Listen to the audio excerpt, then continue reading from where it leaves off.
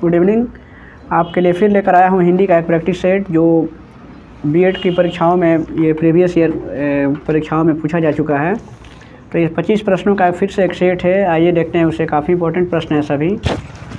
तो पहला प्रश्न है, जिसका ज्ञान इंद्रियों द्वारा हो सके, वाक्य हेतु एक सही शब्द चुनिए। सवाल है कि जिसका ज्ञान इंद्रियों द्वारा हो सके, इस वाक्य के लिए एक सही शब्द क्या होगा। ऑप्शन है स्पर्शनीय, अतीन्द्रिय, गोचर या इंद्रियानुभूति। तो इंद्रियों द्वारा जो ज्ञान होता है, तो इंद्रियों के द्वारा जो हमारे शरीर में जो इंद्रियां हैं और उन इंद्रियों के द्वारा हमें जिस चीज़ का ज्ञान होता है उसके लिए एक सही जवाब है। तो इसको हम कहेंगे, इसका ऑप्शन डी सही है, इंद्रियानुभूति उसको कहेंगे, क्योंकि इंद्रियों के द्वारा जो अनुभूति होती हैं उससे इंद्रियानुभूति कहते हैं। इस तरीके से इसका पहला ऑप्शन सही है, इसका डी सही है ऑप्शन। अगला सवाल है, रुग्णता का सही विलोम चयनित कीजिए। रुग्णता का सही विलोम चयन करना है। पहला ऑप्शन है व्याधिग्रस्त, दूसरा है बीमारीहीन, निरुजता है, या चौथा स्वास्थ्य है। तो हम जानते हैं कि जो रुग्णता होता है, ये जो रुग्णता शब्द है, रुग्णता का अर्थ होता है बीमार, और बीमार का सही विलोम क्या होगा, तो बीमार का जो विलोम होगा वो होगा स्वस्थ। ऑप्शन डी सही है इसका। अगला प्रश्न है, मूर्धन्य महाप्राण व्यंजन का चयन कीजिए। इसमें बताना है कि महाप्राण व्यंजन इसमें कौन है। तो पहले हम जान लेते हैं कि महाप्राण किसे कहते हैं। तो महाप्राण व्यंजन वो वैसे व्यंजन होते हैं जिनके वर्णों का जब उच्चारण किया जाता है तो उसमें हंकार यानी कि ह जैसी ध्वनि आती है। तो इसमें जैसे अगर प्रत्येक वर्ग में देखा जाए तो जो दूसरा और जो प्रत्येक वर्ग में दूसरा और चौथा जो वर्ण होता है वो महाप्राण के अंतर्गत आते हैं। जैसे अगर क वर्ग में देखें तो ख हो गया, उसी तरह से घ है, उसी तरह से च वर्ग में देखेंगे तो च वर्ग में छ हो जाएगा, फिर झ हो जाएगा, ट वर्ग में ट हो जाएगा, फिर ढ, यानी दूसरा और चौथा जो वर्ण होता है वो महाप्राण व्यंजन के होता है और उसके उच्चारण में हंकार जैसी ध्वनि आती है। और उसके बाद से इसके अतिरिक्त अगर हम देखें तो इसमें ये तलाबे स, फिर ये मूर्धन्य स, और फिर ये स और ये ह, ये सब जो हैं कि महाप्राण के उदाहरण हैं। तो इसके ऑप्शन के अनुसार से इसमें ऑप्शन इसमें सी बी सही है। स जो है कि मूर्धन्य महाप्राण व्यंजन है। अगला प्रश्न है, दंत ध्वनि का चयन कीजिए। इसमें देखना है कि इसमें जो वर्ण दिखाई दे रहा है उसमें से किसका उच्चारण दंत से होता है। तो दंत से जो उच्चारण होता है तो उसमें इसका सही क जानते हैं, ख जो है कि कबर का है, इसका कंठ से होता है, ख और घ नहीं होगा। फिर म जो है कि ओठ से इसका होता है। तो इसमें जो सही ऑप्शन है जिसका दंत से उच्चारण होता है, देखिए इसमें दंत स है, यानी कि इसका ऑप्शन बी सही है। इसको दंत स भी कहा जाता है क्योंकि इसकी ध्वनि दंत से निकलती है। अगला है 80 नंबर प्रश्न है, तत्सम शब्द का चयन कीजिए। तत्सम शब्द कौन है इसमें, तुम, केवल, सोना या फिर आज। तो तत्सम कौन है। तत्सम हम जानते हैं जो संस्कृत के जो शब्द होते हैं उसको तत्सम कहते हैं, यानी कि जो संस्कृत के शब्द हैं मगर हिंदी में हूबहू यूज होते हैं या उपयोग होता है उसका। तो इसमें ये जो केवल शब्द है वो तत्सम का उदाहरण है। अगला प्रश्न है, शंकर शब्द है। अगला जो दिया है प्रश्न, शंकर शब्द है कन्हैया, संवाददाता, जमादार या फिर आकाशवाणी। तो ये जो शंकर शब्द है तो इसमें ये जो जमादार है ये शंकर शब्द हैं, इसका ऑप्शन सी सही है। अब देखिए, शंकर शब्द का मतलब क्या है कि वैसे शब्द होते हैं जो दो भाषाओं के योग से बना है, ठीक है ना। तो इसमें जैसे इसमें ये जो हिंदी और फारसी के योग से बना हो, या जैसे थानेदार हो गया, पंचायतनामा हो गया, किराएदार, ये सब होते हैं।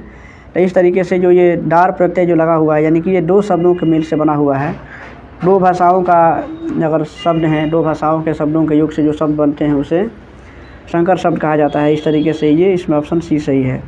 अगला प्रश्न है, शुद्ध शब्द का चयन कीजिए। ज्योतिर्मय, ज्योतिर्मय को लिखना है। इसमें देखना है ज्योतिर्मय कौन शुद्ध तरीके से लिखा गया है। तो देखिए, ज्योतिर्मय ये जो है कि ये ऐसा नहीं लिखा जाता है, ये भी नहीं है, ये भी, ये ज्योति लिख दिया है, ये इसमें ऑप्शन डी सही है। ज्योतिर्मय सही ये लिखा गया है डी नंबर में। अगला प्रश्न देखते हैं, जिसके बिना काम न चले उसके लिए एक शब्द क्या है, जिसके बिना काम ना चले उसके लिए एक शब्द क्या होता है, इसमें बताना है। तो इसमें अकार्य है, अपरिहार्य, अकरणीय या अकर्मण्य है। तो ऑप्शन इसमें बी सही है, अपरिहार्य कहते हैं, यानी कि जिसके बिना हमारा काम नहीं चल सकता है, हम जिन चीज़ों को छोड़ नहीं सकते हैं उसको अपरिहार्य कहते हैं। अगला प्रश्न है, नौकर का पर्यायवाची शब्द क्या है, अनुचर, अरणय, अनुज या फिर अजित। तो नौकर का जो पर्यायवाची शब्द होता है वो अनुचर होता है, ये ऑप्शन ए सही है। अनुराग का विलोम शब्द क्या है, राग, सुहाग, विराग या फिर पराग। तो अनुराग का जो विलोम शब्द होता है अनुराग, यानी कि उसका विराग होता है, क्योंकि अनुराग माने प्रेम होता है, और फिर उसका जो विलोम शब्द होता है ये विराग हो जाएगा। इस तरीके से इसका ऑप्शन सी सही है। अगला प्रश्न है, नवरत्न में किस समास की योजना है, अव्ययी भाव, बहुव्रीहि, द्विगु या फिर द्वंद्व। ये बताना है कि नवरत्न में कौन समास है। तो हम जानते हैं कि नवरत्न में जो समास होता है, यानी कि नवरत्न, इसमें नौ जो है ये संख्यावाची है, और जो संख्यावाची जिसका पहला पद जो संख्यावाची होता है वो द्विगु समास होता है। इस तरीके से ये द्विगु समास होगा। अगला प्रश्न है, पर्यावरण में संधि विच्छेद होता है, पर्यावरण का संधि विच्छेद किया जाए तो कौन सही है। पर आवरण नहीं होगा, क्योंकि इसमें अ है, फिर ये अ और अ मिल करके आ होगा, तो ये परा हो जाएगा। परिआवरण, ये भी इसमें सही जो जवाब है वो 87 का बी है, परि और आवरण, यानी कि इसमें से ई और जब ये आ मिल रहा है, ई और आ मिलेगा तो या होता है, यानी कि इस तरीके से इसका ऑप्शन ये बी सही है, परि और आवरण। अगला प्रश्न है, सर्वनाम का भेद नहीं है, पुरुषवाचक, निश्चयवाचक, अनिश्चयवाचक या फिर लिंगवाचक। तो पुरुषवाचक, निश्चयवाचक, अनिश्चयवाचक ये सर्वनाम के भेद हैं। ये लिंगवाचक जो है ये सर्वनाम का भेद नहीं होता है। इस तरीके से ऑप्शन इसका डी सही है। अगला प्रश्न है, आंधी का आम का क्या अर्थ है, बहुत बेकार वस्तु, बहुत अच्छी वस्तु, बहुत उपयोगी वस्तु या फिर बहुत सस्ती वस्तु। तो आंधी का आम का अर्थ क्या होता है, देखिए आंधी का आम का वस्तु का मतलब होता है, इसमें ऑप्शन इसका डी होगा, बहुत सस्ती वस्तु, यानी कि आंधी का आम, यानी कि इसका मतलब होता है कि बिना श्रम के या बिना मेहनत के कोई जब वस्तु हमें प्राप्त हो जाती है तो उसे कहते हैं कि आंधी का आम है। जैसे मान लेते हैं कि कहीं आंधी आता है और आम आराम से गिर जाता है, कोई उसे ले लेता है, इसमें उसको कोई बहुत ज़्यादा मेहनत नहीं करना पड़ता है। तो उससे ये है कि बहुत सस्ती वस्तु, यानी कि जो बिना परिश्रम के हमें प्राप्त हो जाए उसको कहते हैं आंधी का आम। अगला प्रश्न है, भाषा की व्याकरणिक योग्यता प्राप्त इकाई कौन सी है, पद, वाक्य, शब्द या फिर अक्षर। तो इसमें बताना है कि भाषा की जो व्याकरणिक योग्यता प्राप्त इकाई कौन है। तो इसमें पद जो है कि ये भाषा की व्याकरणिक तरीके से ये सही शब्द है। अगला प्रश्न है, राम नाम की लूट है, लूट सके तो लूट, और पीछे तो पछताओगे, यहूँ तन जह छूट। ये पंक्तियाँ हैं, किसकी पंक्तियाँ हैं बताना है।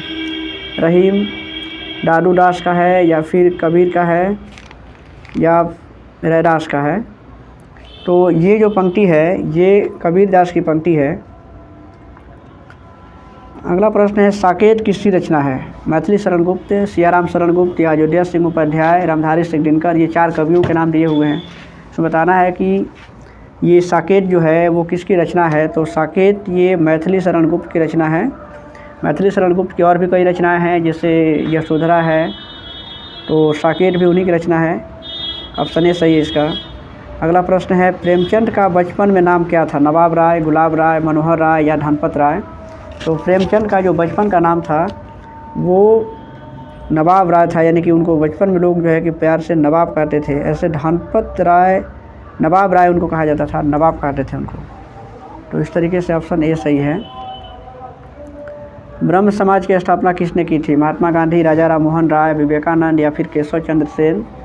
तो ब्रह्म समाज की जो स्थापना की थी वो राजा राम मोहन राय ने किया था। तो इसका ऑप्शन बी सही है। अगला प्रश्न है, कवियों का कवि किस हिंदी कवि को कहा जाता है, नागार्जुन को, शमशेर या फिर यज्ञेय या फिर धूमिल। तो कवियों का कवि जो है वो नागार्जुन को कहा जाता है, कवि नागार्जुन को कवियों का कवि कहा जाता है। अगला प्रश्न है, अंतर्राष्ट्रीय हिंदी विश्वविद्यालय भारत में कहाँ स्थित है? अंतर्राष्ट्रीय हिंदी विश्वविद्यालय ये भारत में कहाँ स्थित है ये बताना है। नई दिल्ली, भोपाल, वर्धा या फिर सागर में है, यानी कि ये अंतर्राष्ट्रीय जो हिंदी विश्वविद्यालय है वो वर्धा में स्थित है, यानी कि इसका ऑप्शन सी सही है। अगला क्वेश्चन है, चतुरी चमार नामक लघु उपन्यास के लेखक कौन है? प्रेमचंद या फिर विवेकानंद, निराला, जयशंकर प्रसाद? तो चतुरी चमार ये किसकी रचना है ये बताना है। तो इसमें ये निराला की सूर्यकांत त्रिपाठी निराला जो हैं उनकी ये रचना है चतुरी चमार, यानी कि इस तरह से इसका ऑप्शन निराला सही है। अगला प्रश्न है, आवारा मसीहा किस लेखक की जीवनी पर आधारित है? आवारा मसीहा महात्मा गांधी, विवेकानंद, प्रेमचंद या फिर शरद चंद्र चटर्जी? तो आवारा मसीहा जो लेख है वो शरद चंद्र चटर्जी के जीवनी पर आधारित है, ऑप्शन डी सही है इसका। अगला प्रश्न है, नागार्जुन का असली नाम क्या है? नागार्जुन जो है कवि नागार्जुन, उनका असली नाम क्या है? टक्कन मिश्र, बाबा बैद्यनाथ मिश्र या फिर यायावर? तो ये उनका जो नाम है ये बैद्यनाथ मिश्र उनका पूरा नाम है, असली नाम है।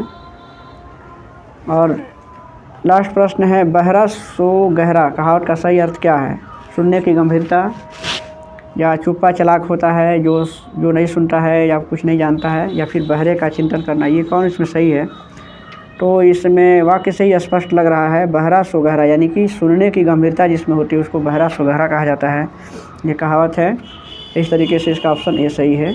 तो ये 25 प्रश्नों का एक सेट था, काफ़ी अच्छे प्रश्न हैं।